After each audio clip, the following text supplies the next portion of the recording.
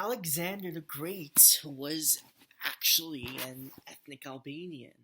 His first language was what the Albanians spoke at the time, and he was bullied by the mean Macedonians for that, and was forced to keep his true heritage to himself for the rest of his life. Arvanite was the original language of Greece and of modern Greece, and Athens was a poor village of a predominantly Arvanite population in the beginning of the 20th century. Then the English came and falsified their heritage and background and created a fake Greek language of today and falsified Greek history. The language of Byzantine was the Albanian language, written in the Cyrillic alphabet. The Arvanites didn't become fully immersed in Hellenic civilization and culture and become almost completely Greek in heritage and fealty. The Greeks immersed their Hellenic civilization and culture back to their Albanophilic one. Other shit similar to this is spread by the Albanians who want a greater Albania. And now the Albanians are marketing their own tinkered version of this rubbish to the rest of the world. Well, thank you for the pseudo-history lesson. The whole world thanks Albanian nationalists for their pseudo-history lessons, but I'm afraid that people are only interested in their current status and situation. I'm sorry. Actually, I'm gonna have to put this more bluntly. We don't give a fuck. We don't give a fuck about any of that.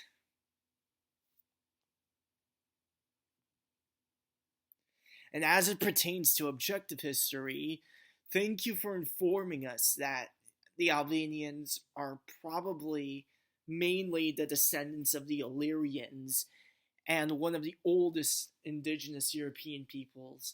Tell us about the now. You seem to be unable to. How is that relevant to your current politics?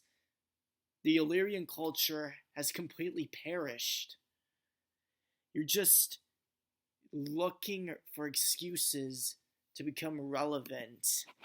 You're just looking for excuses to steal out of self-interest. Look at the Albanians. Look at how ethno-nationalism is a failed policy.